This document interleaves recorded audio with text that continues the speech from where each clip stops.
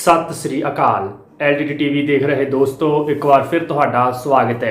मैं प्रोफैसर जसवीर सिंह ते आपां पंजाबी विषय नाल संबंधित जो वख-वख जॉब ओरीएंटल पेपर हुंदे आ उन्हां दी तैयारी कर रहे हैं हवालिਆਂ सहित बिल्कुल फ्री ऑफ कॉस्ट। तो ये तैयारी बड़ी तरतीब दे विच बादस्तूर चल रही आ। तो प्यारे दोस्तों, तुहाडा सहयोग, तुहाडी ये सुनने दी एक जो चाहना आ, ये लगातार लैक्चरां नूं अपनी तरतीब दे विच बनने वास्ते उत्साहित कर रही आ। तुहाडा शुक्रगुजार हाँ। आओ अज आपां, क्योंकि पहलां गुरु नानक साहिब जी दे मध्यकाल दे जो उन्हां दे स्थिति सी, जो उन्हां दे मध्यकाल दे विच कारज सीगे, उन्हां बाबत पिछले लैक्चर दे विच आपां गल कर चुके हैं सिद्धांतक तौर ते।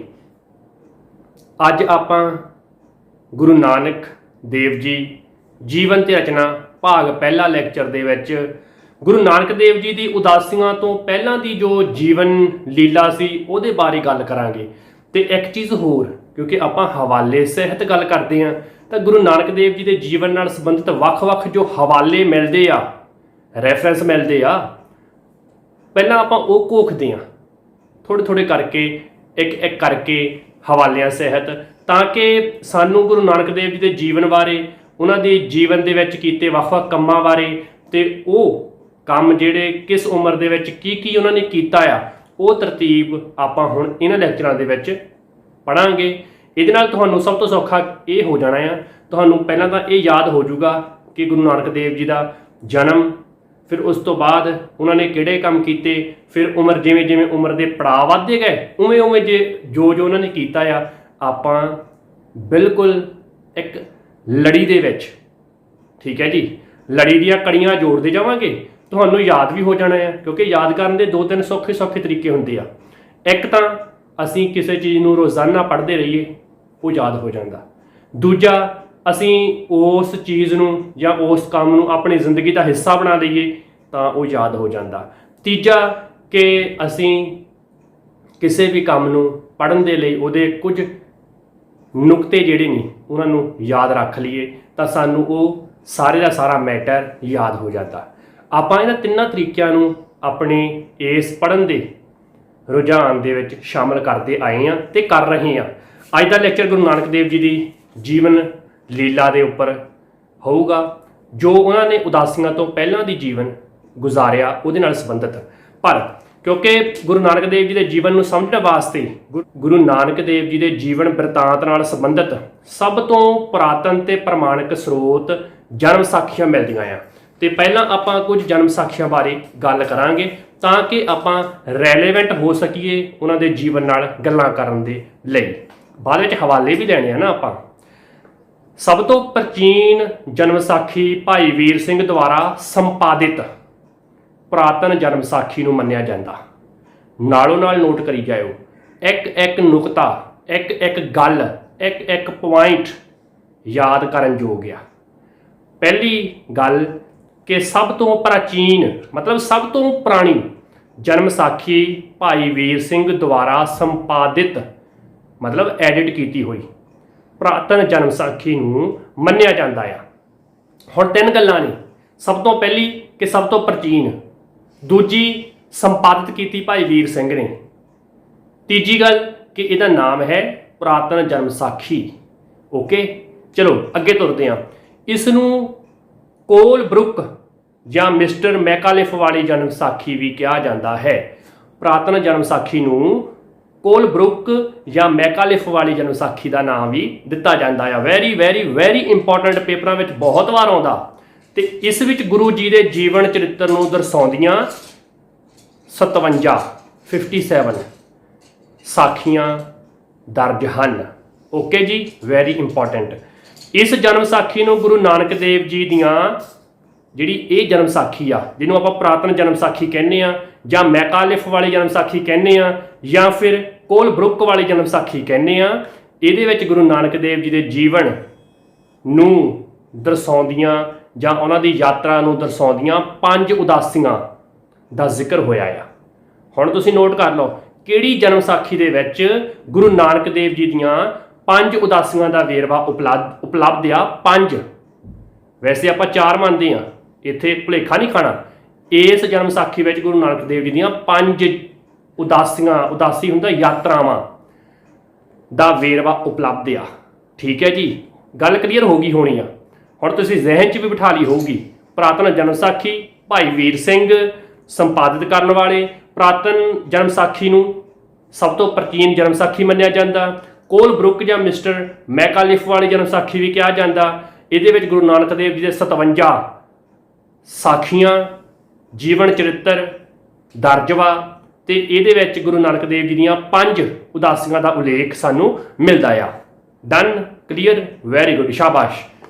ਅੱਗੇ ਤੁਰਦੇ ਹਾਂ।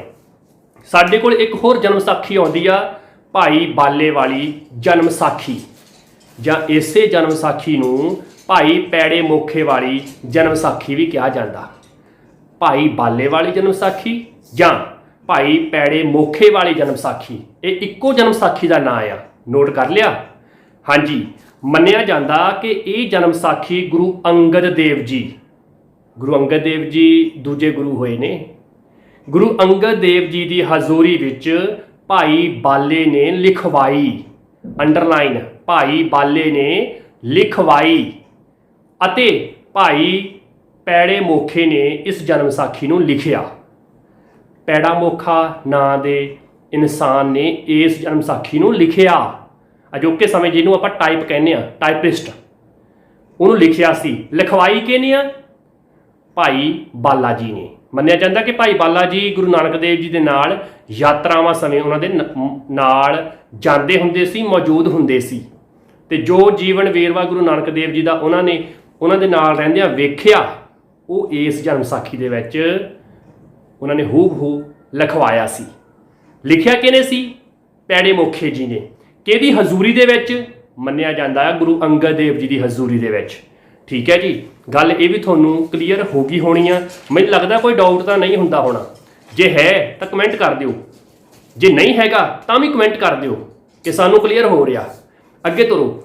ਇਸ ਜਨਮ ਸਾਖੀ ਦੇ ਵਿੱਚ 77 ਸਾਖੀਆਂ ਦਰਜ ਆ ਭਾਈ ਬਾਲੇ ਵਾਲੀ ਜਨਮ ਸਾਖੀ ਦੇ ਵਿੱਚ, ਤੇ ਮੰਨਿਆ ਜਾਂਦਾ ਕਿ ਇਹ ਜਨਮ ਸਾਖੀ 1597 ਸੰਮਤ ਦੇ ਵਿੱਚ 1597 ਸੰਮਤ ਦੇ ਵਿੱਚ ਲਿਖੀ ਗਈ ਸੀ। ਮੰਨਿਆ ਜਾਂਦਾ, ਜੋ ਮੰਨਿਆ ਜਾਂਦਾ ਉਹਨੂੰ ਆਪਾਂ ਇਸੇ ਤਰ੍ਹਾਂ ਹੀ ਨੋਟ ਕਰ ਲੈਣਾ। ਇਸ ਵਿੱਚ ਗੁਰੂ ਨਾਨਕ ਸਾਹਿਬ ਨੂੰ ਕਈ ਪਰਬਤਾਂ ਤੇ ਚੜ੍ਹਦੇ ਤੇ ਦੀਪਾਂ ਲੋਕਾਂ ਵਿੱਚ ਉਡਾਰੀਆਂ ਮਾਰਦੇ ਦਰਸਾਇਆ ਗਿਆ ਆ। ਇਹ ਉਹਨਾਂ ਦੀ ਮਹਿਮਾ ਦੇ ਵਿੱਚ ਬੜੀ ਵੱਡੀ ਜਨਮ ਸਾਖੀ ਜਿਹੜੀ ਆ, ਬੜੀ ਸ਼ਰਧਾ ਪੂਰਵਕ ਜਨਮ ਸਾਖੀ ਜੋ ਆ ਉਹ ਮੰਨੀ ਜਾਂਦੀ ਆ। ਠੀਕ ਹੈ ਜੀ, ਤੇ ਅਗਲੀ ਜਨਮ ਸਾਖੀ ਵੱਲ ਵਧੀਏ।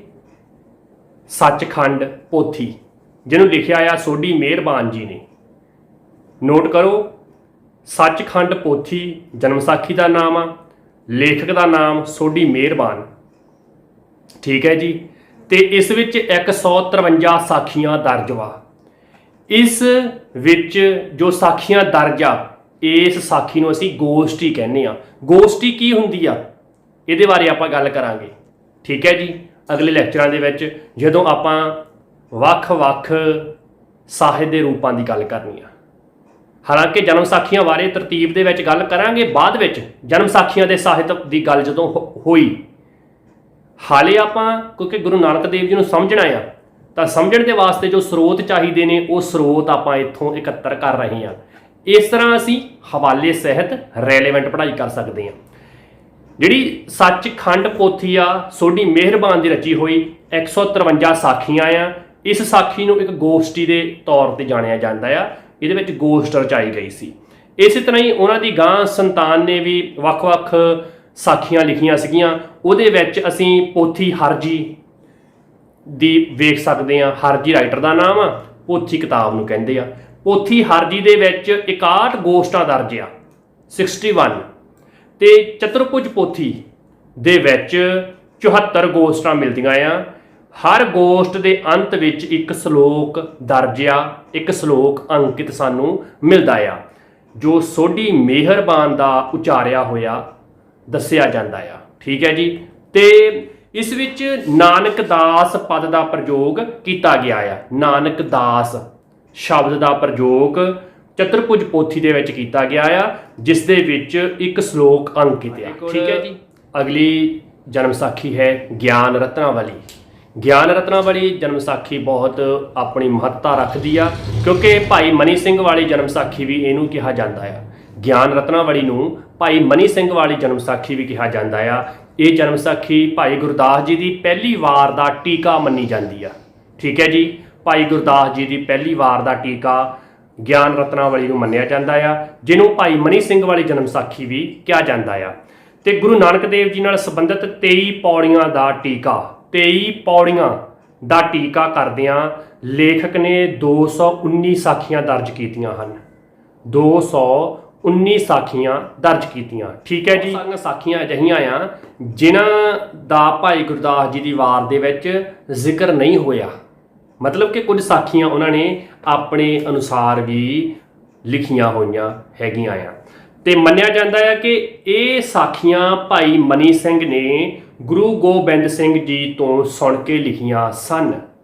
ठीक है जी, नोट कर लो, वेरी इंपॉर्टेंट। हुण स्रोत नोट करो, डॉक्टर सुरिंदर सिंह कोहली, पुस्तक ये राइटर का नाम है डॉक्टर सुरिंदर सिंह कोहली, ते पुस्तक गुरु नानक दर्शन अते काव्य रचना पेज नंबर 8 के अनुसार। स्रोत तुसीं नोट कर लिया होगा। अगे तुरदे आ साडे कोल अगला जो स्रोत आ महिमा प्रकाश। महिमा प्रकाश 18वीं सदी की प्रसिद्ध रचना मनी जाती है।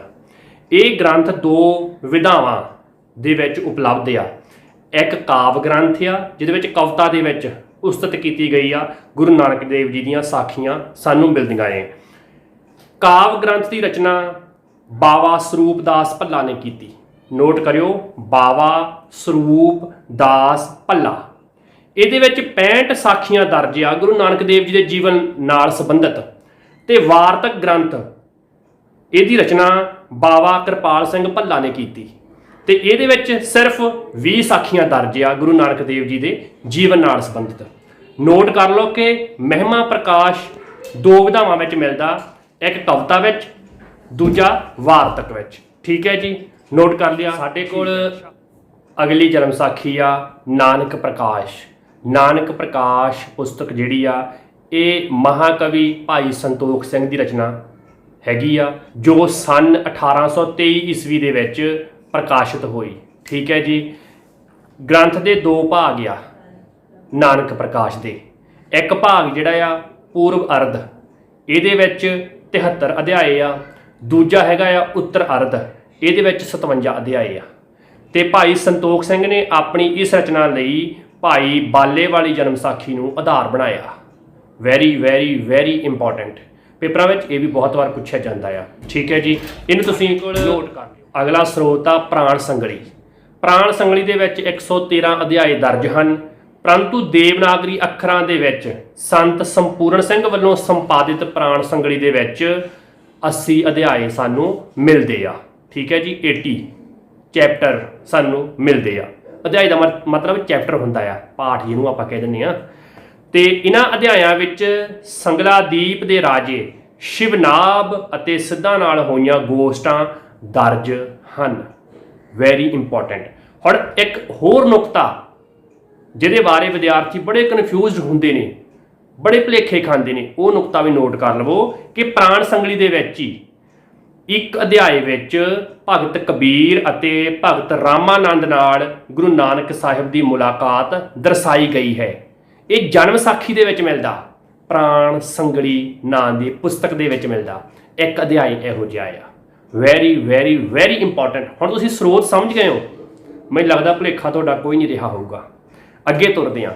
रवायत ये बनी हुई आ, एक धारणा बनी हुई आ कि गुरु अर्जन देव जी ने भाई भैड़े नूं संगलादीप भेज के प्राण संगली मंगवाई सी, पर इस विचली बाणी योग मार्ग के विचारां नाल परिपूर्ण होण करके इसनूं आदि ग्रंथ साहिब विच शामिल नहीं किया गया। ठीक है जी, क्लीयर है, डाउट तो नहीं? ठीक, ओके। चलो, कुछ विद्वानां दे अनुसार आ प्रमाणिक रचना मन के इनू छड़ दिता गया सी, गुरु ग्रंथ साहिब विच शामिल नहीं कीता सी, क्योंकि ये रचना अप्रमाणिक मन्नी गई सी। ते इस दे 7वें अध्याय विच 7वें चैप्टर दे विच दिते कुछ शब्द आदि ग्रंथ साहिब विच शामिल ਹੈਗੇ ਨੇ, ਮਤਲਬ ਸੇਮ ਆ। ਜੋ ਇਸ ਰਚਨਾ ਦੇ ਵਿੱਚ ਨੇ ਉਹੀ ਗੁਰੂ ਗ੍ਰੰਥ ਸਾਹਿਬ ਮਤਲਬ ਆਦਿ ਗ੍ਰੰਥ ਸਾਹਿਬ ਦੇ ਵਿੱਚ ਵੀ ਸਾਨੂੰ ਮਿਲਦੇ ਆ। ਤੇ 35ਵਾਂ ਅਧਿਆਏ ਤਾਂ ਦੱਖਣੀ ਓਂਕਾਰ ਹੈ ਜੋ ਆਦਿ ਗ੍ਰੰਥ ਸਾਹਿਬ ਦੇ ਰਾਮਕਲੀ ਰਾਗ ਦੇ ਵਿੱਚ ਸੰਕਲਿਤ ਹੈ। Very important. ਹੁਣ ਜਦੋਂ ਇਹ ਚੀਜ਼ਾਂ ਮਿਲਦੀਆਂ ਨੇ ਤਾਂ ਸਾਨੂੰ ਬਹੁਤ ਕੁਝ ਰੈਫਰੈਂਸ ਦੇ ਤੌਰ ਤੇ ਬਹੁਤ ਕੁਝ ਵੈਲਿਡ ਸਮੱਗਰੀ ਜਾਪਣ ਲੱਗ ਜਾਂਦੀ ਆ। ਉਹਦੇ ਨਾਲ ਕੀ ਹੁੰਦਾ ਹੈ ਕਿ ਅਸੀਂ ਆਪਣੀ ਗੱਲ ਕਹਿਣ ਦੇ ਲਈ ਆਪਣੇ ਕੁਝ ਰੈਫਰੈਂਸ ਤਿਆਰ ਕਰ ਸਕਦੇ ਹਾਂ। ਇਸੇ ਕਰਕੇ ਤੁਹਾਨੂੰ ਪਹਿਲਾਂ ਮੈਂ ਇਹ ਦੱਸ ਰਿਹਾ ਤਾਂ ਕਿ ਪੜ੍ਹਨਾ ਸੌਖਾ ਹੋ ਜਾਵੇ, ਤਾਂ ਕਿ ਤੁਹਾਨੂੰ ਇਹ ਪਤਾ ਲੱਗ ਜਾਏ ਕਿ ਆਪਾਂ ਕਿਸ ਆਧਾਰ ਤੇ ਸਾਰਾ ਕੁਝ ਤਿਆਰ ਕਰ ਰਹੇ ਹਾਂ। ਇਸ ਤੋਂ ਇਲਾਵਾ ਕੁਝ ਹੋਰ ਪ੍ਰਮੁੱਖ ਮਹੱਤਵਪੂਰਨ ਗ੍ਰੰਥ ਜਾਂ ਪੁਸਤਕਾਂ ਸਾਨੂੰ ਮਿਲਦੀਆਂ ਨੇ। ਮੈਂ ਨਾਮ ਬੋਲ ਦਿੰਨਾ, ਨਾਲੋਂ ਨਾਲ ਰਾਈਟਰ ਦਾ ਨਾਮ ਬੋਲ ਦਿੰਨਾ, ਤੁਸੀਂ ਨੋਟ ਕਰ ਲਵੋ। ਜੇ ਪੇਪਰ 'ਚ ਆਵੇ ਤਾਂ ਤੁਸੀਂ ਦੱਸਣਯੋਗ ਹੋ ਸਕਦੇ ਹੋ। ਸ੍ਰੀ ਗੁਰੂ ਨਾਨਕ ਵਿਜੈ ਇਹ ਗ੍ਰੰਥ ਵਾ, ਇਹਦਾ ਕਰਤਾ ਸੰਤ ਰੇਣ। ਦੂਜੀ ਪੁਸਤਕ ਗੁਰੂ ਨਾਨਕ ਸੁਰਯੋਧਿਆ, ਰਚੇਤਾ ਮਹੰਤ ਗਣੇਸ਼ਾ ਸਿੰਘ। ਇਹ 1849 ਈਸਵੀ ਦੇ ਵਿੱਚ ਪ੍ਰਕਾਸ਼ਿਤ ਹੋਇਆ ਇਹ ਗ੍ਰੰਥ, ਠੀਕ ਹੈ ਜੀ। ਤੇ ਤੀਜਾ ਗ੍ਰੰਥ ਹੈ ਨਾਨਕ ਚੰਦ ਹੋਦਿਆ। ਇਹਦਾ ਰਾਈਟਰ ਸਾਨੂੰ ਨਹੀਂ ਮਿਲਦਾ।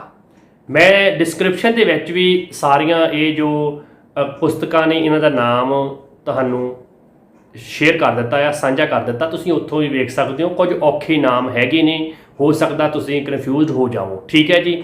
ਤੇ ਇਸੇ ਨਾਲ ਹੀ ਪੰਥ ਪ੍ਰਕਾਸ਼ ਭਾਈ ਰਤਨ ਸਿੰਘ ਭੰਗੂ ਦੀ ਲਿਖੀ ਹੋਈ ਪੁਸਤਕ ਆ ਜੋ 19ਵੀਂ ਸਦੀ ਦੇ ਵਿੱਚ ਰਚੀ ਗਈ ਸੀਗੀ।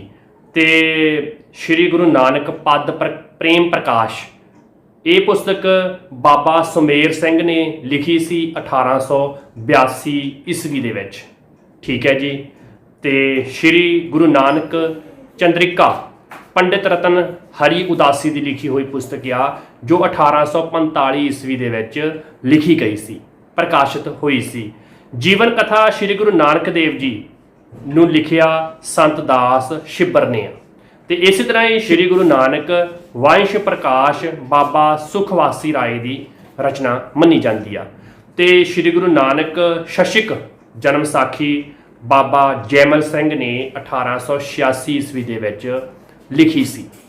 ਤੇ ਜਨਮ ਸਾਖੀ ਸ਼੍ਰੀ ਗੁਰੂ ਨਾਨਕ ਦੇਵ ਜੀ ਬਾਬਾ ਪੂਰਨ ਦਾਸ ਦੀ ਰਚਨਾ ਆ ਜੋ 1898 ਈਸਵੀ ਦੇ ਵਿੱਚ ਸਾਡੇ ਸਾਹਮਣੇ ਆਉਂਦੀ ਆ।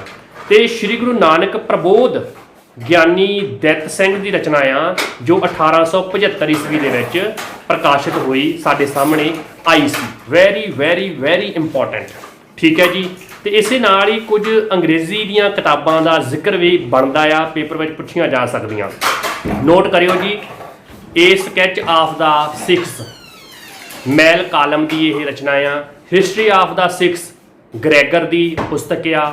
ਦਾ ਸਿੱਖ ਰਿਲੀਜਨ ਮੈਕਾਲਿਫ ਦੀ ਰਚਨਾ ਆ, ਪੁਸਤਕ ਆ, ਬੁੱਕ ਆ। ਇਹ ਤਾਂ ਆਪਾਂ ਬਹੁਤ ਵਾਰ ਤੁਹਾਨੂੰ ਪਹਿਲਾਂ ਵੀ ਦੱਸ ਚੁੱਕੇ ਹਾਂ। ਤੇ history and philosophy of ਸਿੱਖਿਜ਼ਮ Khajan Singh ਦੀ ਪੁਸਤਕ ਆ। ਦਾ ਡਿਵਾਈਨ ਮਾਸਟਰ ਸੇਵਾ ਰਾਮ ਸਿੰਘ ਦੀ ਪੁਸਤਕ ਆ। ਤੇ ਡਾਕਟਰ ਟਰੰਪ ਦੁਆਰਾ ਸ਼੍ਰੀ ਗੁਰੂ ਗ੍ਰੰਥ ਸਾਹਿਬ ਦੇ ਕੁਝ ਭਾਗਾਂ ਨੂੰ ਅੰਗਰੇਜ਼ੀ ਵਿੱਚ ਅਨੁਵਾਦ ਕੀਤਾ ਗਿਆ ਸੀ। ਇਹ ਵੀ ਤੁਸੀਂ ਆਪਣੀ ਨੋਟਬੁੱਕ ਦੇ ਵਿੱਚ ਨੋਟ ਕਰ ਲਵੋ, ਠੀਕ ਹੈ ਜੀ। ਬਹੁਤ ਅਹਿਮ ਗੱਲਾਂ ਹੋ ਰਹੀਆਂ ਨੇ, ਕਿਤੇ ਵੀ ਟਪਲਾ ਨਹੀਂ ਖਾਣਾ। ਲੈਕਚਰ ਨੂੰ ਭਾਵੇਂ 5 ਵਾਰ ਦੁਬਾਰਾ ਸੁਣ ਲਓ, ਪਰ ਕਲੈਰਿਟੀ ਹੋਣੀ ਚਾਹੀਦੀ। ਹੁਣ ਆਪਾਂ ਡਾਕਟਰ ਤਾਰਨ ਸਿੰਘ ਦਾ ਵਿਚਾਰ ਪੜ੍ਹਾਂਗੇ, ਉਸ ਤੋਂ ਬਾਅਦ ਗੁਰੂ ਨਾਨਕ ਦੇਵ ਜੀ ਦੇ ਜੀਵਨ ਬਾਰੇ ਕੁਝ ਨੁਕਤਿਆਂ ਨੂੰ ਕੋਖਾਂਗੇ। ਡਾਕਟਰ ਤਾਰਨ ਸਿੰਘ ਨੇ ਗੁਰੂ ਨਾਨਕ ਸਾਹਿਬ ਜੀ ਦੇ ਜੀਵਨ ਬਿਰਤਾਂਤ ਨੂੰ 3 ਭਾਗਾਂ ਵਿੱਚ ਵੰਡਿਆ, ਠੀਕ ਹੈ ਜੀ। ਪਹਿਲਾ ਭਾਗ ਪਹਿਲੇ 38 ਵਰ੍ਹੇ ਰੱਖੇ ਹਨ ਜਦੋਂ ਗੁਰੂ ਜੀ ਅਜੇ ਯਾਤਰਾਵਾਂ ਤੇ ਨਹੀਂ ਗਏ ਸਨ। ਵੈਰੀ ਇੰਪੋਰਟੈਂਟ, ਠੀਕ ਹੈ ਜੀ। ਇਹ ਵਰ੍ਹੇ ਪਿੰਡ ਤਲਵੰਡੀ ਜਿੱਥੇ ਉਹਨਾਂ ਦਾ ਜਨਮ ਹੋਇਆ ਸੀ ਤੇ ਸੁਲਤਾਨਪੁਰ ਲੋਧੀ ਨਾਲ ਸੰਬੰਧਿਤ ਹਨ, ਜਿਨ੍ਹਾਂ ਦੀ ਗੱਲ ਆਪਾਂ ਅੱਜ ਦੇ ਲੈਕਚਰ ਵਿੱਚ ਕਰ ਰਹੇ ਹਾਂ। ਦੂਜਾ ਭਾਗ 14 ਵਰ੍ਹਿਆਂ ਨਾਲ ਸੰਬੰਧਿਤ ਆ ਜੋ ਗੁਰੂ ਜੀ ਨੇ ਭਾਰਤ ਅਤੇ ਭਾਰਤ ਤੋਂ ਬਾਹਰ ਉਦਾਸੀਆਂ ਦੇ ਰੂਪ ਵਿੱਚ ਗੁਜ਼ਾਰੇ ਸੀ। ਇਸੇ ਤਰ੍ਹਾਂ ਹੀ ਤੀਜਾ ਭਾਗ 18 ਵਰ੍ਹੇ ਜੋ ਉਦਾਸੀਆਂ ਤੋਂ ਮਗਰੋਂ ਗੁਰੂ ਨਾਨਕ ਦੇਵ ਜੀ ਨੇ ਕਰਤਾਰਪੁਰ ਦੇ ਵਿੱਚ ਬਤੀਤ ਕੀਤੇ ਸੀ। ਇਹਨਾਂ ਨੂੰ 3 ਭਾਗਾਂ ਦੇ ਵਿੱਚ ਡਾਕਟਰ ਤਾਰਨ ਸਿੰਘ ਜੀ ਨੇ ਵੰਡਿਆ ਆ, ਉਲੇਖਿਆ ਆ, ਠੀਕ ਹੈ ਜੀ। ਮੈਨੂੰ ਲੱਗਦਾ ਹੈ ਕਿ ਹੁਣ ਤੁਹਾਨੂੰ ਗੱਲ ਹੋਰ ਵੀ ਕਲੀਅਰ ਹੋ ਗਈ ਹੋਣੀ ਆ। ਅੱਜ ਆਪਾਂ ਉਦਾਸੀਆਂ ਤੇ ਜਾਣ ਤੋਂ ਪਹਿਲਾਂ ਦਾ ਗੁਰੂ ਨਾਨਕ ਸਾਹਿਬ ਦਾ ਜੀਵਨ ਜਿਹੜਾ ਆ ਉਹ ਹੁਣ ਵਿਚਾਰਨ ਲੱਗੇ ਆ, ਜ਼ਰਾ ਧਿਆਨ ਦੇ ਨਾਲ, ਜ਼ਰਾ ਹੋਰ ਰਸਦਾਇਕ ਆਪਣੇ ਆਪ ਨੂੰ ਬਣਾ ਕੇ। ਦੇਖੋ ਜੀ, ਇੱਕ ਗੱਲ ਮੈਂ ਤੁਹਾਨੂੰ ਹੋਰ ਬੇਨਤੀ ਕਰੂੰਗਾ, ਜਦੋਂ ਆਪਾਂ ਆਪਣੇ ਪੀਰਾਂ ਪੈਗੰਬਰਾਂ ਗੁਰੂਆਂ ਆਪਣੇ ਵੱਡਿਆਂ ਵਡੇਰਿਆਂ ਨੂੰ ਬੁਲਾਉਣਾ ਆ, ਸੱਦਣਾ ਆ, ਤਾਂ ਸਭ ਤੋਂ ਪਹਿਲਾਂ ਤਾਂ ਉਹਨਾਂ ਦੀ ਰਿਸਪੈਕਟ ਬਹੁਤ ਜ਼ਰੂਰੀ ਆ। ਠੀਕ ਹੈ ਜੀ। ਆਮ ਤੌਰ 'ਤੇ ਵਿਦਵਾਨ ਗੱਲਾਂ ਕਰਦੇ ਕਰਦੇ ਐਵੇਂ ਸੌਖੀ ਭਾਸ਼ਾ ਦੇ ਵਿੱਚ ਆਪਣੇ ਆਪ ਨੂੰ ਮਹਾਨ ਦੱਸਣ ਦੇ ਵਾਸਤੇ ਇਹ ਕਹਿਣਗੇ ਕਿ ਨਾਨਕ ਦੀ ਬਾਣੀ ਜਾਂ ਨਾਨਕ, ਇਸ ਤਰ੍ਹਾਂ ਨਹੀਂ। ਇਹ ਚੰਗਾ ਵੀ ਨਹੀਂ ਲੱਗਦਾ। ਵੱਡੀ ਗੱਲ ਹੈ ਕਿ ਸਾਡਾ ਏਡਾ ਖੋਜੀ, ਕ੍ਰਾਂਤੀਕਾਰੀ, ਇਨਕਲਾਬੀ, ਬੇਬਾਕ, ਨਿਡਰ, ਫਿਲਾਸਫਰ, ਯਾਤਰਾ ਕਰਨ ਵਾਲਾ, ਕਿਉਂਕਿ ਦੁਨੀਆ ਦੇ ਵਿੱਚ ਏਡੀ ਵੱਡੀ ਯਾਤਰਾ ਵੀ ਕਿਸੇ ਨੇ ਨਹੀਂ ਕੀਤੀ, ਸਾਡਾ ਵੱਡਾ ਵਡੇਰਾ ਗੁਰੂ ਨਾਨਕ ਦੇਵ ਜੀ, ਉਹਨਾਂ ਦੀ ਰਿਸਪੈਕਟ ਬਹੁਤ ਜ਼ਰੂਰੀ ਆ। ਇਹ ਬੇਨਤੀ ਮੰਨੋ, ਅਤੇ ਜਦੋਂ ਵੀ ਬੁਲਾਉਣਾ ਆਪਾਂ ਰਿਸਪੈਕਟ ਦੇ ਨਾਲ ਆਪਣੇ ਵੱਡਿਆਂ ਵਡੇਰਿਆਂ ਨੂੰ ਬੁਲਾਇਆ ਕਰੀਏ। ਠੀਕ ਹੈ ਜੀ। ਅਤੇ ਜਦੋਂ ਹੁਣ ਗੁਰੂ ਸਾਹਿਬਾਨਾਂ ਦੀ ਗੱਲ ਹੁੰਦੀ ਆ ਤਾਂ ਉਦੋਂ ਆਪਾਂ ਜਨਮ ਦੀ ਥਾਂ 'ਤੇ ਪ੍ਰਕਾਸ਼ ਪੁਰਬ ਸ਼ਬਦ ਵਰਤਦੇ ਹਾਂ ਕਿ ਉਹਨਾਂ ਦਾ ਪ੍ਰਕਾਸ਼ ਹੋਇਆ ਸੀ। ਅਤੇ ਗੁਰੂ ਨਾਨਕ ਦੇਵ ਜੀ ਦਾ ਪ੍ਰਕਾਸ਼ 1469 ਈਸਵੀ ਨੂੰ ਹੋਇਆ ਸੀ। ਜੇ ਆਪਾਂ ਸੰਮਤ ਦੀ ਗੱਲ ਕਰੀਏ ਤਾਂ 1526 ਸੰਮਤ ਨੂੰ ਉਹਨਾਂ ਦਾ ਪ੍ਰਕਾਸ਼ ਪੁਰਬ ਮਨਾਇਆ ਜਾਂਦਾ ਸੀ। ਠੀਕ ਹੈ ਜੀ। 1526 ਨੂੰ ਗੁਰੂ ਨਾਨਕ ਦੇਵ ਜੀ ਦਾ ਪ੍ਰਕਾਸ਼ ਪੁਰਬ ਹੋਇਆ ਸੀ। ਉਸ ਦਿਨ ਉਹ ਇਸ ਧਰਤੀ 'ਤੇ ਆਏ ਸੀ। ਠੀਕ ਹੈ ਜੀ। ਅਤੇ ਪ੍ਰਕਾਸ਼ ਸਥਾਨ ਦੀ ਗੱਲ ਕਰੀਏ, ਜਿਹਨੂੰ ਆਪਾਂ ਜਨਮ ਸਥਾਨ ਕਹਿੰਦੇ ਹਾਂ ਸੌਖੀ ਭਾਸ਼ਾ 'ਚ, ਪ੍ਰਕਾਸ਼ ਸਥਾਨ ਰਾਏ ਭੋਏ ਦੀ ਵਸਾਈ ਹੋਈ ਤਲਵੰਡੀ, ਜਿਹਨੂੰ ਅੱਜ ਕੱਲ੍ਹ ਆਪਾਂ ਨਨਕਾਣਾ ਸਾਹਿਬ ਕਹਿੰਦੇ ਹਾਂ। ਠੀਕ ਹੈ ਜੀ, ਨੋਟ ਕਰ ਲਿਆ। ਚਲੋ, ਅਤੇ ਗੁਰੂ ਨਾਨਕ ਦੇਵ ਜੀ ਦੇ ਪਿਤਾ ਜੀ ਦਾ ਨਾਮ ਆਪਾਂ ਬਹੁਤ ਸੌਖੀ ਭਾਸ਼ਾ 'ਚ ਕਹਿ ਦਿੰਦੇ ਹਾਂ ਮਹਿਤਾ ਕਾਲੂ। ਇੱਦਾਂ ਨਹੀਂ ਜੀ। ਪਹਿਲੀ ਗੱਲ ਤਾਂ ਮਹਿਤਾ ਕਾਲੂ ਜੀ, ਦੂਜੀ ਗੱਲ ਕਿ ਉਹਨਾਂ ਦਾ ਪੂਰਾ ਨਾਮ ਸੀ ਮਹਿਤਾ ਕਲਿਆਣ ਦਾਸ ਜਾਂ ਮਹਿਤਾ ਕਲਿਆਣ ਰਾਏ ਜੀ। ਇਹ ਚੀਜ਼ ਨੂੰ ਆਪਣੇ ਮਨ 'ਚ ਬਿਠਾ ਲਓ। ਜੇ ਆਪਾਂ ਆਪਣੇ ਪਿਤਾ, ਆਪਣੇ ਦਾਦੇ ਪੜਦਾਦੇ ਨੂੰ ਜੀ ਕਹਿੰਦੇ ਆ ਤਾਂ ਨੈਚੁਰਲ ਜੀ ਗੱਲ ਆ, ਗੁਰੂ ਨਾਨਕ ਤਾਂ ਸਾਡੇ ਗੁਰੂਆਂ ਦੇ ਗੁਰੂ ਸੀ, ਮਤਲਬ ਸਾਡੇ ਦੁਨੀਆ ਦੇ ਪੀਰਾਂ ਦੇ ਪੀਰ ਬੰਦਾ ਸੀ। ਐਡਾ ਵੱਡੇ ਉਹ ਇਨਸਾਨ ਸੀ, ਐਡੇ ਵੱਡੇ ਖੋਜੀ ਸੀ ਕਿ ਉਹਨਾਂ ਦੇ ਪਿਤਾ ਤਾਂ ਫਿਰ ਸਾਡੇ ਲਈ ਹੋਰ ਵੀ ਰਿਸਪੈਕਟ ਦੇ ਪਾਤਰ ਨੇ। ਇਸ ਕਰਕੇ ਉਹਨਾਂ ਦੇ ਪਿਤਾ ਜੀ ਦੇ ਨਾਮ ਦੇ ਨਾਲ ਵੀ ਜੀ ਲਾਉਣਾ ਬਹੁਤ ਜ਼ਰੂਰੀ ਆ। ਮਹਿਤਾ ਕਲਿਆਣ ਦਾਸ ਜੀ, ਜੋ ਰਾਏ ਭੋਏ ਦੇ ਪੁੱਤਰ ਰਾਏ ਬੁਲਾਰ ਕੋਲ ਪਟਵਾਰੀ ਦਾ ਕੰਮ ਕਰਦੇ ਸਨ। ਠੀਕ ਹੈ ਜੀ। ਪਟਵਾਰੀ ਦਾ ਕੰਮ ਕਰਦੇ ਸੀ ਗੁਰੂ ਨਾਨਕ ਦੇਵ ਜੀ ਦੇ ਪਿਤਾ ਜੀ ਮਹਿਤਾ ਕਾਲੂ ਜੀ। ਪੱਕਾ ਨਾਮ ਮਹਿਤਾ ਕਲਿਆਣ ਦਾਸ ਜੀ ਜਾਂ ਮਹਿਤਾ ਕਲਿਆਣ ਰਾਏ ਜੀ। ਠੀਕ ਹੈ ਜੀ। ਕਲੀਅਰ ਹੋ ਗਿਆ ਹੋਣਾ। ਅੱਜ ਬਹੁਤ ਕੁਝ ਨਵਾਂ ਮਿਲ ਰਿਹਾ। ਦੂਜੀ ਗੱਲ ਆਪਾਂ ਇੱਕ ਹੋਰ ਸਿੱਖ ਰਹੇ ਹਾਂ, ਸ਼ਿਸ਼ਟਾਚਾਰ ਦੇ ਵਿੱਚ ਆਪਣੇ ਵੱਡੇ ਵਡੇਰਿਆਂ ਨੂੰ ਯਾਦ ਕਰਨਾ। ਇਹ ਚੀਜ਼ ਤਾਂ ਮੈਨੂੰ ਲੱਗਦਾ ਨਹੀਂ ਕੋਈ ਸਿਖਾਉਂਦਾ ਹੋਊਗਾ। ਹਰ ਕੋਈ ਪੜ੍ਹਾਉਣ ਦੇ ਚੱਕਰ ਦੇ ਵਿੱਚ ਹੀ ਸਭ ਕੁਝ ਬੋਲ ਜਾਂਦਾ। ਮੈਂ ਚਾਹੁੰਦਾ ਹਾਂ ਕਿ ਅਸੀਂ ਉਸ ਚੀਜ਼ ਨੂੰ ਵੀ ਜੁੜੀਏ ਜੋ ਚੀਜ਼ ਸਾਡੇ ਸਮਾਜ ਦੇ ਵਿੱਚੋਂ ਹੌਲੀ ਹੌਲੀ ਖਤਮ ਹੁੰਦੀ ਜਾ ਰਹੀ ਆ। ਹੁਣ ਆਪਾਂ ਹੀ ਬਚਾਉਣੀ ਆ। ਜਿਉਂਦੇ ਵਸਦੇ ਰਹੋ। ਅਤੇ ਆਓ ਆਪਾਂ ਜਾਣੀਏ ਗੁਰੂ ਨਾਨਕ ਦੇਵ ਜੀ ਦੇ ਮਾਤਾ ਜੀ ਬਾਰੇ। ਗੁਰੂ ਨਾਨਕ ਦੇਵ ਜੀ ਦੇ ਮਾਤਾ ਜੀ ਦਾ ਨਾਮ ਤ੍ਰਿਪਤਾ ਜੀ ਜਾਂ ਤ੍ਰਿਪਤਾ ਦੇਵੀ ਜੀ, ਮਾਤਾ ਤ੍ਰਿਪਤਾ ਜੀ, ਇਸ ਤਰ੍ਹਾਂ ਕਰਕੇ ਜਾਣਿਆ ਜਾਂਦਾ ਆ। ਅਤੇ ਮਾਤਾ ਤ੍ਰਿਪਤਾ ਜੀ ਦਾ ਪੇਕਾ ਪਿੰਡ ਚਾਹਲ ਸੀਗਾ, ਜ਼ਿਲ੍ਹਾ ਲਾਹੌਰ ਦੇ ਵਿੱਚ ਜੋ ਪੈਂਦਾ ਆ। ਠੀਕ ਹੈ ਜੀ। ਚੱਚੇ ਨੂੰ ਕੰਨਾ ਹਾਹਾ ਲੱਲਾ ਚਾਹਲ, ਇਹ ਮਾਤਾ ਤ੍ਰਿਪਤਾ ਦੇਵੀ ਜੀ ਦਾ ਪੇਕਾ ਪਿੰਡ ਸੀ ਜੋ ਲਾਹੌਰ ਦੇ ਵਿੱਚ ਸਥਿਤ ਸੀ। ਅਤੇ ਗੁਰੂ ਨਾਨਕ ਦੇਵ ਜੀ ਦੇ ਵੱਡੀ ਭੈਣ ਜੀ ਦਾ ਨਾਮ ਬੇਬੇ ਨਾਨਕੀ ਜੀ, ਜਿਨ੍ਹਾਂ ਦਾ ਜਨਮ 1464 ਈਸਵੀ ਨੂੰ ਹੋਇਆ ਸੀ। ਬੇਬੇ ਨਾਨਕੀ ਜੀ 1464 ਈਸਵੀ ਨੂੰ ਉਹਨਾਂ ਦਾ ਜਨਮ ਹੋਇਆ ਸੀ। ਅਤੇ ਬੇਬੇ ਨਾਨਕੀ ਜੀ ਗੁਰੂ ਨਾਨਕ ਦੇਵ ਜੀ ਤੋਂ 5 ਸਾਲ ਵੱਡੇ ਸਨ। 5 ਸਾਲ ਵੱਡੇ ਸਨ। Very important. ਬੇਬੇ ਨਾਨਕੀ ਜੀ ਦੇ ਪਤੀ ਜੀ ਦਾ ਨਾਮ ਵੀ ਨੋਟ ਕਰੋ ਜੀ, ਭਾਈ ਜੈ ਰਾਮ ਜੀ। ਠੀਕ ਹੈ ਜੀ। ਗੁਰੂ ਨਾਨਕ ਦੇਵ ਜੀ ਦੇ ਭਣੋਈਆ ਜੀ ਭਾਈ ਜੈ ਰਾਮ ਜੀ। ਨੋਟ ਕਰ ਲਿਆ, ਬਹੁਤ ਜ਼ਰੂਰੀ ਸੀ। ਅਤੇ ਬੇਬੇ ਨਾਨਕੀ ਜੀ ਦਾ ਵਿਆਹ ਸੰਮਤ 1534 ਨੂੰ ਹੋਇਆ ਸੀ। ਜੇ ਆਪਾਂ ਈਸਵੀ ਦੀ ਗੱਲ ਕਰੀਏ ਤਾਂ 1477 ਈਸਵੀ ਨੂੰ ਬੇਬੇ ਨਾਨਕੀ ਜੀ ਤੇ ਭਾਈ ਜੈ ਰਾਮ ਜੀ ਦਾ ਵਿਆਹ ਹੋਇਆ ਸੀ। ਇਹ ਵੀ ਨੋਟ ਜ਼ਰੂਰ ਕਰੋ, ਠੀਕ ਹੈ ਜੀ। ਤੇ ਜੈ ਰਾਮ ਜੀ ਜਿਹੜੇ ਨੇ, ਭਾਈ ਜੈ ਰਾਮ ਜੀ ਜੋ ਕਿ ਗੁਰੂ ਨਾਨਕ ਦੇਵ ਜੀ ਦੇ ਵੱਡੇ ਭੈਣ ਬੇਬੇ ਨਾਨਕੀ ਜੀ ਦੇ ਪਤੀ ਜੀ ਸਨ, ਉਹ ਸੁਲਤਾਨਪੁਰ ਦੇ ਨਵਾਬ ਦੌਲਤ ਖਾਨ ਲੋਧੀ ਕੋਲ ਕਾਰਦਾਰ, ਕੱਕੇ ਕੰਨਾ ਰਾਰਾ ਦੱਦੇ ਕੰਨਾ ਰਾਰਾ, ਕਾਰਦਾਰ ਸਨ। ਹੁਣ ਤੁਸੀਂ ਕਹੋਗੇ ਕਿ ਇਹ ਕਾਰਦਾਰ ਕੀ ਹੋਇਆ, ਤਾਂ ਨੋਟ ਕਰੋ ਜੀ, ਜ਼ਿੰਮੇਵਾਰੀ ਨਿਭਾਉਣ ਵਾਲਾ ਅਧਿਕਾਰੀ। ਇਹ ਕੋਈ ਛੋਟਾ ਮੋਟਾ ਅਹੁਦਾ ਨਹੀਂ ਸੀਗਾ, ਮੁਖਤਿਆਰ ਜਾਂ ਆਪਾਂ ਕਹਿ ਸਕਦੇ ਹਾਂ ਕਿ ਹੁਕਮਰਾਨ, ਜਿਹਦੇ ਥੱਲੇ ਬਹੁਤ ਸਾਰੇ ਲੋਕ ਕੰਮ ਕਰਦੇ ਸੀ। ਇਹ ਅਹਿਲਕਾਰ ਸਨ ਜਾਂ ਕੰਮ ਤੇ ਰੱਖਣ ਵਾਲੇ ਏਡੇ ਵੱਡੇ ਅਹੁਦੇਦਾਰ ਸਨ ਭਾਈ ਜੈ ਰਾਮ ਜੀ। ਤੇ ਇਹ ਤੁਸੀਂ ਹੁਣ ਨੋਟ ਕਰ ਲਿਆ। ਅਗਾਂਹ ਜਾ ਕੇ ਆਪਾਂ ਇਸ ਕੜੀ ਨੂੰ ਜੋੜਦੇ ਹਾਂ, ਇੱਥੇ ਇਹਨੂੰ ਹੁਣ ਤੁਸੀਂ ਨੋਟ ਕਰਕੇ ਰੱਖ ਲਓ। ਗੁਰੂ ਨਾਨਕ ਦੇਵ ਜੀ ਵੱਲ ਫਿਰ ਪਰਤਦੇ ਹਾਂ। ਗੁਰੂ ਨਾਨਕ ਦੇਵ ਜੀ ਨੂੰ 7 ਸਾਲ ਦੀ ਉਮਰ ਵਿੱਚ ਪਾਂਧੇ ਕੋਲ ਪੜ੍ਹਨ ਪਾਇਆ ਸੀਗਾ, ਠੀਕ ਹੈ ਜੀ। ਇਹ ਗੱਲ ਤੁਸੀਂ ਸਾਰੇ ਜਾਣਦੇ ਹੋ, 7 ਸਾਲ ਦੀ ਉਮਰ ਦੇ ਵਿੱਚ ਪਾਂਧੇ ਕੋਲ ਪੜ੍ਹਨ ਪਾਇਆ ਸੀ। ਤੇ ਗੁਰੂ ਨਾਨਕ ਦੇਵ ਜੀ ਦੇ ਹਿੰਦੀ ਦੇ ਟੀਚਰ, ਜਿਹੜੇ ਹਿੰਦੀ ਦੇ ਅਧਿਆਪਕ ਸੀਗੇ ਉਹਨਾਂ ਦਾ ਨਾਮ ਨੋਟ ਕਰੋ, ਗੋਪਾਲ ਪੰਡਿਤ ਉਹਨਾਂ ਦੇ ਹਿੰਦੀ ਦੇ ਟੀਚਰ ਸੀਗੇ। ਸੰਸਕ੍ਰਿਤ ਦੇ ਟੀਚਰ ਸੀਗੇ ਬ੍ਰਿਜ ਲਾਲ ਪੰਡਿਤ, ਠੀਕ ਹੈ ਜੀ। ਤੇ ਤੁਸੀਂ ਇਹ ਵੀ ਜਾਣਦੇ ਹੋ ਕਿ ਗੁਰੂ ਨਾਨਕ ਦੇਵ ਜੀ ਨੂੰ 9 ਸਾਲ ਦੀ ਉਮਰ ਦੇ ਵਿੱਚ ਮਾਪਿਆਂ ਵੱਲੋਂ ਜਨੇਊ ਪਵਾਉਣ ਦੀ ਰਸਮ ਕੀਤੀ ਗਈ ਸੀ, ਜਿਹਨੂੰ ਗੁਰੂ ਨਾਨਕ ਦੇਵ ਜੀ ਨੇ very very very important, Guru Nanak Dev ji ਨੇ ਇਨਕਾਰ ਕਰ ਦਿੱਤਾ ਸੀ। ਇਹ ਤੁਸੀਂ ਸਾਰੇ ਜਾਣਦੇ ਹੋ, ਗੁਰੂ ਨਾਨਕ ਦੇਵ ਜੀ ਨੇ ਜਨੇਊ ਪਾਉਣ ਤੋਂ ਇਨਕਾਰ ਕਰ ਦਿੱਤਾ ਸੀ। ਜ਼ਿਕਰ ਆਪਾਂ ਬਾਣੀ ਦਾ ਕਰਾਂਗੇ ਜਦੋਂ ਆਪਾਂ ਬਾਣੀ ਦੀ ਗੱਲ ਕਰਾਂਗੇ, ਠੀਕ ਹੈ ਜੀ। ਤੇ ਇਹ ਜੋ ਜਨੇਊ ਪਾਉਣ ਦੇ ਵਾਸਤੇ ਪੰਡਿਤ ਜੀ ਆਏ ਸੀ, ਪੁਰੋਹਿਤ ਪੰਡਿਤ ਹਰਦਿਆਲ ਜੀ, ਉਹਨਾਂ ਨੇ ਗੁਰੂ ਨਾਨਕ ਦੇਵ ਜੀ ਨੂੰ ਜਨੇਊ ਪਹਿਨਣ ਲੱਗੇ ਸੀਗੇ, ਪਰ ਗੁਰੂ ਨਾਨਕ ਦੇਵ ਜੀ ਨੇ ਇਨਕਾਰ ਕਰ ਦਿੱਤਾ ਸੀ। ਤੁਸੀਂ ਜਾਣਦੇ ਹੋ ਕਿਉਂ ਕੀਤਾ ਸੀ।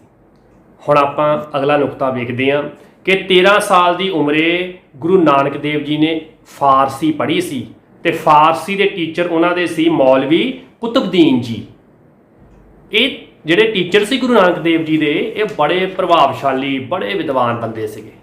ਤੇ ਇਹਨਾਂ ਦੇ ਕੋਲੋਂ ਗੁਰੂ ਨਾਨਕ ਦੇਵ ਜੀ ਨੇ ਜੋ ਸਿੱਖਿਆ ਗ੍ਰਹਿਣ ਕੀਤੀ ਸੀ, ਵੇਖੋ ਪਾਂਧੇ ਨੂੰ ਪੜ੍ਹਨ ਪਾਉਣ ਦਾ ਮਤਲਬ ਕੀ ਸੀ ਕਿ ਗੁਰੂ ਨਾਨਕ ਦੇਵ ਜੀ ਬੜੇ ਵੱਡੇ ਖੋਜੀ ਬੰਦੇ ਸੀ। ਉਹ ਆਪਣੇ ਟੀਚਰਾਂ ਤੋਂ ਸਵਾਲ ਬਹੁਤ ਪੁੱਛਦੇ ਸੀਗੇ, ਤੇ ਉਹਨਾਂ ਦੇ ਸਵਾਲਾਂ ਦੇ ਵਿੱਚ ਲੌਜਿਕ ਬਹੁਤ ਹੁੰਦਾ ਸੀ। ਕਈ ਵਾਰੀ ਉਹਨਾਂ ਦੇ ਟੀਚਰ ਵੀ ਉਹਨਾਂ ਦੇ ਜਵਾਬ ਦੇਣ ਤੋਂ ਪੂਰੇ ਨਹੀਂ ਉਤਰਦੇ ਸੀ। ਇਸ ਕਰਕੇ ਪਾਂਧੇ ਨੂੰ ਪੜ੍ਹਨੇ ਪਾਇਆ ਸੀ ਗੁਰੂ ਨਾਨਕ ਦੇਵ ਜੀ ਨੇ, ਕਿਉਂਕਿ ਗੁਰੂ ਨਾਨਕ ਦੇਵ ਜੀ ਦੇ ਸਵਾਲਾਂ ਦੇ ਜਵਾਬ ਦੇਣ ਤੋਂ ਅਸਮਰੱਥ ਹੋ ਜਾਂਦੇ ਸੀ। ਇਸ ਕਰਕੇ ਇਹ ਕਥਾਵਾਂ ਸਾਡੇ ਸਾਹਮਣੇ ਆਉਂਦੀਆਂ ਆ। ਇਹੋ ਜਿਹੇ ਵਿਦਿਆਰਥੀ ਚਾਹੀਦੇ ਨੇ ਸਾਨੂੰ। ਗੁਰੂ ਨਾਨਕ ਦੇਵ ਜੀ ਨੇ ਸਾਨੂੰ ਸਟੂਡੈਂਟ ਹੋਣ ਦਾ ਮਤਲਬ ਵੀ ਦੱਸਿਆ ਆ ਕਿ ਅਸੀਂ ਕਿਹੋ ਜਿਹੇ ਵਿਦਿਆਰਥੀ ਹੋਣੇ ਚਾਹੀਦੇ ਆ, ਜੋ ਆਪਣੇ ਗੁਰੂਆਂ ਨੂੰ, ਆਪਣੇ ਟੀਚਰਾਂ ਨੂੰ, ਜੋ ਆਪਣੇ ਪ੍ਰੋਫੈਸਰਾਂ ਨੂੰ ਸਵਾਲ ਪੁੱਛ ਕੇ ਇਹੋ ਜਿਹੇ ਗਿਆਨ ਨੂੰ ਪ੍ਰਾਪਤ ਕਰਨ, ਜਿਹੜਾ ਗਿਆਨ ਅਸਲ ਵਿੱਚ ਸਾਡੀ ਜ਼ਿੰਦਗੀ ਦੇ ਵਿੱਚ ਕੰਮ ਵੀ ਆਉਣ ਵਾਲਾ ਆ। ਫਿਰ ਅਸਲੀ ਸਿੱਖਿਆ ਪ੍ਰਾਪਤ ਹੁੰਦੀ ਆ। ਇਹ ਗੁਰੂ ਨਾਨਕ ਦੇਵ ਜੀ ਤੋਂ ਆਪਾਂ ਸਿੱਖਣਾ ਵੀ ਸੀ, ਭੁੱਲ ਗਏ ਸੀ, ਹੁਣ ਯਾਦ ਮੈਂ ਕਰਾ ਰਿਹਾ। ਸ਼ੁਕਰਗੁਜ਼ਾਰ ਵੀ ਹਾਂ ਪਰਮਾਤਮਾ ਦਾ ਕਿ ਆਪਾਂ ਨੂੰ ਇਹ ਯਾਦ ਜਿਹੜਾ ਸਮੇਂ ਸਿਰ ਆ ਰਿਹਾ ਆ। ਹਾਲੇ ਬਹੁਤਾ ਸਮਾਂ ਨਹੀਂ ਬੀਤਿਆ। ਗੁਰੂ ਨਾਨਕ ਸਾਹਿਬ ਤੋਂ ਆਪਾਂ ਸਟੂਡੈਂਟ ਹੋਣਾ ਵੀ ਸਿੱਖਣਾ ਆ, ਭਗਤ ਹੋਣਾ ਵੀ ਸਿੱਖਣਾ ਆ। ਤੇ ਜਿੱਦਣ ਇਹ ਆ ਗਿਆ ਨਾ, ਉਦੋਂ ਬਹੁਤ ਕੁਝ ਨਵਾਂ ਆ ਜਾਣਾ। 16 ਸਾਲ ਦੀ ਉਮਰ ਵਿੱਚ ਗੁਰੂ ਨਾਨਕ ਦੇਵ ਜੀ ਦੇ ਜੋ ਕੁੜਮਾਈ ਹੋਈ ਸੀਗੀ, ਉਹਦੇ ਬਾਰੇ ਆਪਾਂ ਹੁਣ ਗੱਲ ਕਰਾਂਗੇ। ਬਟਾਲੇ ਦੇ ਬਾਬਾ ਮੂਲਾ ਜੀ ਦੀ ਸੁਪੁੱਤਰੀ ਮਾਤਾ ਸੁਲੱਖਣੀ ਜੀ ਦੇ ਨਾਲ 16 ਸਾਲ ਦੀ ਉਮਰ ਦੇ ਵਿੱਚ ਗੁਰੂ ਨਾਨਕ ਦੇਵ ਜੀ ਦੀ ਕੁੜਮਾਈ ਹੋਈ ਸੀ।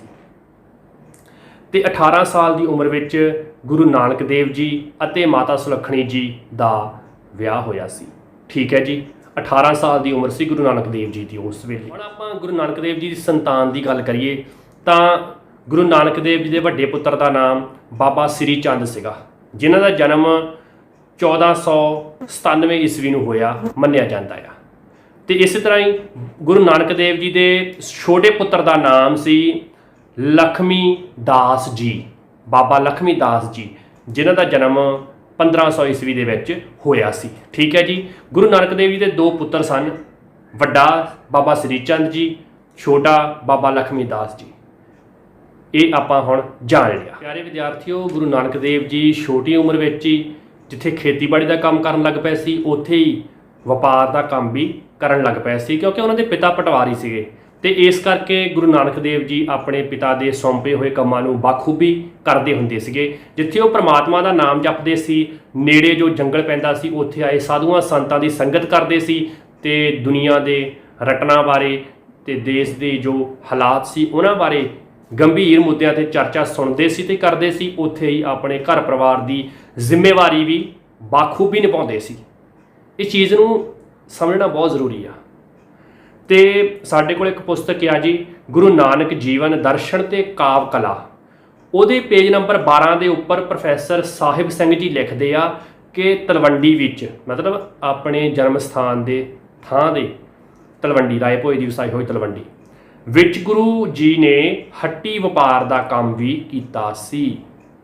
ਹੁਣ ਇਹ ਨੁਕਤਾ ਜਿਹੜਾ ਆ ਆਪਾਂ ਰੈਫਰੈਂਸ ਤਾਂ ਦੇਖ ਲਿਆ, ਤੇ ਸਾਨੂੰ ਇਹ ਵੀ ਸਮਝਣ ਦੀ ਜ਼ਰੂਰਤ ਆ ਕਿ ਗੁਰੂ ਨਾਨਕ ਦੇਵ ਜੀ ਕਿਰਤ ਕਰਨ ਨੂੰ ਸ਼ੁਰੂ ਤੋਂ ਹੀ ਤਰਜੀਹ ਦਿੰਦੇ ਸੀ। ਇਸ ਚੀਜ਼ ਨੂੰ ਆਪਾਂ ਮੱਦੇ ਨਜ਼ਰ ਰੱਖਣਾ ਆ, ਭੱਜਣਾ ਨਹੀਂ ਹੈਗਾ ਇੱਥੋਂ। ਤੇ 34 ਸਾਲ ਦੀ ਉਮਰੇ, ਕਿਉਂਕਿ ਵਪਾਰ ਦਾ ਕੰਮ ਕਰਦੇ ਸੀ, ਉਹਨਾਂ ਦੇ ਨੇੜੇ ਨੇੜੇ ਜਿੰਨੇ ਵੀ ਵਪਾਰਕ ਇਲਾਕੇ ਪੈਂਦੇ ਸੀ ਉੱਥੇ ਗੁਰੂ ਨਾਨਕ ਦੇਵ ਜੀ ਜਾਂਦੇ ਆਉਂਦੇ ਰਹਿੰਦੇ ਸੀ। ਤੇ 34 ਸਾਲ ਦੀ ਉਮਰੇ ਗੁਰੂ ਨਾਨਕ ਦੇਵ ਜੀ ਦੇ ਪਿਤਾ ਜੀ ਬਾਪੂ ਕਲਿਆਣ ਦਾਸ ਰਾਏ ਜੀ ਨੇ 20 ਰੁਪਏ ਦੇ ਕੇ ਚੂੜਕਾਣੇ ਪਿੰਡ ਦਾ ਨਾਮ ਆ, ਉੱਥੇ ਗੁਰੂ ਜੀ ਨੂੰ ਭੇਜਿਆ। ਇਹ ਗੱਲ ਕਰੀਬ 1503 ਜਾਂ 1504 ਦੀ ਮੰਨੀ ਜਾਂਦੀ ਆ, ਠੀਕ ਹੈ ਜੀ। ਤੇ ਉਦੋਂ ਕਾਲ ਪਿਆ ਹੋਇਆ ਸੀਗਾ, ਉਸ 1503 ਜਾਂ 1504 ਈਸਵੀ ਦੇ ਵਿੱਚ ਕਾਲ ਪਿਆ ਹੋਇਆ ਸੀ, ਭੁੱਖਮਰੀ ਹਰ ਪਾਸੇ ਛਾਈ ਹੋਈ ਸੀ। ਇਸ ਰਕਮ ਦੀ ਰਸਦ ਲੈ ਕੇ ਗੁਰੂ ਨਾਨਕ ਦੇਵ ਜੀ ਨੇ ਭੁੱਖੇ ਲੋੜਵੰਦਿਆਂ, ਅੰਡਰਲਾਈਨ ਲੋੜਵੰਦਿਆਂ ਨੂੰ ਖਵਾ ਕੇ ਆਏ ਸੀ। ਤੇ ਇੱਥੇ ਹੀ ਗੁਰਦੁਆਰਾ ਖਰਾ ਸੌਦਾ ਬਣਿਆ ਹੋਇਆ ਆ, ਜਿਹਨੂੰ ਆਪਾਂ ਇਤਿਹਾਸ ਦੇ ਵਿੱਚ ਸੱਚਾ ਸੌਦਾ ਦੀ ਕਥਾ ਦੇ ਨਾਲ ਜੋੜ ਲੈਂਦੇ ਆ, ਪ੍ਰਚਲਿਤ ਕਰਦੇ ਆ, ਠੀਕ ਹੈ ਜੀ। ਤੇ ਇਸ ਵੇਲੇ ਦਾ ਜੋ ਸਮਕਾਲੀ ਰਾਜਾ ਸੀਗਾ ਸਿਕੰਦਰ ਲੋਧੀ, ਉਹਦਾ ਰਾਜ ਸੀਗਾ। ਇਹ ਨੁਕਤੇ ਜਿਹੜੇ ਨੇ ਕੱਲੇ ਕੱਲੇ ਬੜੇ ਅਹਿਮ ਨੇ, ਤੇ ਕੱਲਾ ਕੱਲਾ ਨੁਕਤਾ ਸਾਡੀ ਜ਼ਿੰਦਗੀ ਦੇ ਵਿੱਚ ਨਵੇਂ ਹੁਲਾਸ ਨੂੰ ਵੀ ਭਰਦਾ ਆ ਕਿ ਇਹੋ ਜਿਹੀ ਜ਼ਿੰਦਗੀ ਜਿੱਥੇ ਲੋੜ ਆ ਉੱਥੇ ਉਹ ਕੰਮ ਕਰਨਾ ਬੜਾ ਜ਼ਰੂਰੀ ਸੀ। ਤੇ ਗੁਰੂ ਨਾਨਕ ਦੇਵ ਜੀ ਨੇ ਸਾਨੂੰ ਇਹ ਵੀ ਸਿਖਾਇਆ। 35 ਸਾਲ ਦੀ ਉਮਰੇ ਭਾਈ ਜੈ ਰਾਮ ਜੀ, ਤੁਹਾਨੂੰ ਕਿਹਾ ਸੀ ਮੈਂ ਕਿ ਕਥਾ ਜੁੜੂਗੀ, ਭਾਈ ਜੈ ਰਾਮ ਜੀ ਬੇਬੇ ਨਾਨਕੀ ਜੀ ਦੇ ਪਤੀ ਜੀ ਨੇ ਸੁਲਤਾਨਪੁਰ ਆਉਣ ਲਈ ਗੁਰੂ ਨਾਨਕ ਦੇਵ ਜੀ ਨੂੰ ਸੱਦਾ ਭੇਜਿਆ। ਤੇ ਪਿਤਾ ਕਲਿਆਣ ਦਾਸ ਰਾਏ ਜੀ ਦੀ ਰਜਾਮੰਦੀ ਦੇ ਨਾਲ। ਅਗਲੀ ਗੱਲ ਕਿ ਭਾਈ ਮਰਦਾਨਾ ਜੀ ਵੀ ਗੁਰੂ ਨਾਨਕ ਦੇਵ ਜੀ ਦੇ ਨਾਲ ਇਸ ਸੱਦੇ ਨੂੰ ਮਨਜ਼ੂਰ ਕਰਕੇ ਸੁਲਤਾਨਪੁਰ ਲੋਧੀ ਗਏ ਸੀ। ਤੇ ਸੁਲਤਾਨਪੁਰ ਲੋਧੀ ਦੇ ਵਿੱਚ ਗੁਰੂ ਨਾਨਕ ਦੇਵ ਜੀ ਨੇ 1504 ਈਸਵੀ ਤੋਂ ਲੈ ਕੇ 1507 ਈਸਵੀ ਦੇ ਦੌਰਾਨ ਉੱਥੇ ਕਾਰਜ ਕੀਤਾ, ਉੱਥੇ ਰਹੇ ਸੁਲਤਾਨਪੁਰ ਲੋਧੀ। ਤੇ ਵੇਈ ਨਦੀ ਦੇ ਵਿੱਚ ਉਹਨਾਂ ਨੇ 1507 ਈਸਵੀ ਦੇ ਵਿੱਚ ਇਸ਼ਨਾਨ ਕੀਤਾ ਸੀ। ਤੁਸੀਂ ਇੱਕ ਚੀਜ਼ ਹੋਰ ਨੋਟ ਕਰ ਲਵੋ, ਵੈਰੀ ਇੰਪੋਰਟੈਂਟ, ਕਿ ਨਵਾਬ ਦੌਲਤ ਖਾਨ ਦੇ ਮੋਢੀ ਬਣੇ ਸੀ ਗੁਰੂ ਨਾਨਕ ਦੇਵ ਜੀ, ਕਿਉਂਕਿ ਭਾਈ ਜੈ ਰਾਮ ਜੀ ਨੇ ਗੁਰੂ ਨਾਨਕ ਦੇਵ ਜੀ ਨੂੰ ਦੌਲਤ ਖਾਨ ਲੋਧੀ, ਜਿੱਥੇ ਉਹ ਆਪ ਕਾਰਦਾਰ ਸੀਗੇ, ਉੱਥੇ ਹੀ ਗੁਰੂ ਨਾਨਕ ਦੇਵ ਜੀ ਨੂੰ ਕੰਮ ਕਰਨ ਦੇ ਲਈ ਉੱਥੇ ਜ਼ਿੰਮੇਵਾਰੀ ਸੌਂਪ ਦਿੱਤੀ ਸੀ। ਤੇ ਨਵਾਬ ਦੌਲਤ ਖਾਨ ਦੇ ਮੋਦੀ ਬਣੇ ਸੀ। ਹੁਣ ਮੋਦੀ ਨੂੰ ਅੰਡਰਲਾਈਨ ਕਰੋ, ਮੋਦੀ ਦਾ ਮਤਲਬ ਹੁੰਦਾ ਭੰਡਾਰੀ, ਬਖਸ਼ਣ ਵਾਲਾ ਜਾਂ ਰਸਦ ਦੇਣ ਵਾਲਾ। ਰਸਦ ਕੀ ਹੁੰਦੀਆਂ ਨੇ? ਖਾਣ ਪੀਣ ਦੀਆਂ ਜੋ ਲੋੜੀਂਦੀਆਂ ਵਸਤਾਂ ਨੇ, ਉਹਨਾਂ ਨੂੰ ਲੋਕਾਂ ਵਿੱਚ ਦੇਣ ਵਾਲਾ, ਉਹ ਹੁੰਦਾ ਆ ਜੀ ਮੋਦੀ, ਜਿਹਨੂੰ ਆਪਾਂ ਭੰਡਾਰੀ ਕਹਿ ਦਿੰਦੇ ਆ। ਮੋਦੀ ਭਾਵ ਭੰਡਾਰੀ ਦੀ ਜ਼ਿੰਮੇਵਾਰੀ ਜਿਨਸ, ਕਣਕ ਝੋਨਾ ਜੋ ਵੀ ਵਸਤਾਂ ਆਉਂਦੀਆਂ ਨੇ, ਦਾਲਾਂ ਸਬਜ਼ੀਆਂ ਸਭ ਕੁਝ, ਜ਼ਿੰਮੇਵਾਰੀ ਜਿਨਸ ਦੇਣੀ ਤੇ ਦਿਵਾਉਣੀ ਸੀ। ਵਧੀ ਜਿਨਸ ਵੇਚ ਕੇ ਵੱਟੀ ਰਕਮ ਸਰਕਾਰੀ ਖਜ਼ਾਨੇ 'ਚ ਜਮ੍ਹਾਂ ਕਰਵਾਉਣੀ ਸੀ। ਇਹ ਜ਼ਿੰਮੇਵਾਰੀ ਗੁਰੂ ਨਾਨਕ ਦੇਵ ਜੀ ਸਾਂਭਦੇ ਸੀਗੇ। ਤੇ ਪੁਰਾਣਾ ਇਤਿਹਾਸ ਸਾਨੂੰ ਦੱਸਦਾ ਆ, ਗੁਰੂ ਨਾਨਕ ਜੀ ਕਿਸੇ ਕੀ ਦਮੜੀ ਨਾ ਰਾਖੈ, ਬੜੀ ਸੋਭਾ ਹੋਈ। ਜਿਤਨੀ ਰਈਅਤ सब दवाई लगी देवन, दवाई हुंदा आ दुआवां देण लग पई कि इहो जिहा विद्वान, इहो जिहा सियाणा, इहो जिहा लोकां दा भला करन वाला बंदा पहलां कदे नहीं आया सी। ते वड्डी गल कि नवाब दौलत खान नूं भी कोई नुकसान नहीं होया सी। हुण गुरु नानक देव जी एडे सुलझे होए इंसान सीगे, लंडे लिपि दे भी वो ज्ञाता सीगे, जिन्हों आपां गणित दी मौलिक लिपि कहने आ। मैथ पढ़न वाले जे लंडे लिपि पढ़ लैण तां मैनूं लगदा है कि मैथ उन्हां नूं कोई औखा ना लगे गणित। ते गुरु नानक देव जी ने 13 कह के 13 कह के गरीबां दीआं झोलियां भरियां सन। सुल्तानपुर लोधी जिथे अजकल हट साहिब बनया होया है, हट साहिब दा गुरुद्वारा। जे आपां नाल ही गल जोड़ लीए भाई भगीरथ जी वाली, जो गुरु नानक देव जी वास्ते दातन लैके जाते हुंदे सी, क्योंकि ये मेरी परसनल जिंदगी नाल भी बहुत ताल्लुकात रखदी आ। मैनूं माण आ, मैं कहना जी मैं शुक्रगुजार हाँ वाहिगुरू दा कि मेरा जन्म मलसीआं दे विच होया। ते भाई भगीरथ जी मलसीआं दे एक इहो जिहा इंसान सी जो गुरु नानक देव जी दे वास्ते सवेर नूं रोज़ाना दातन लैके जाते सी। मन्निया जाता कि एक बार बहुत झक्खड़ मींह हनेरी झुल रहा सी ते भाई भगीरथ जी अपने नेम तो टुटना नहीं चाहते सी। इस करके वो उठे जल्दी जल्दी, उन्होंने जो मिलिया दातन तोड़ के वो लै गए ते जांदियां ने गुरु नानक देव जी के अगे पेश की। तां गुस्ताख हो के कहंदे, गुरु जी अज काली दे विच मींह झक्खड़ दे विच मैं निंब दी बजाए भुलेखे नाल बेरी दी दातन तोड़ के लै आया। ते गुरु नानक देव जी ने फड़ी दातन की ते जिथे दातन करके गड्डी सी उत्थे अज बेर साहिब गुरुद्वारा सुशोभित आ। ते उन्होंने कहा कि भगीरथ जी तुहाडी ये दातन सदियां तक रहिंदी दुनिया तक मान सन्मान लैंदी रहूगी। ते असीं अज उत्थे हुण सिर नवाउण जाने आ।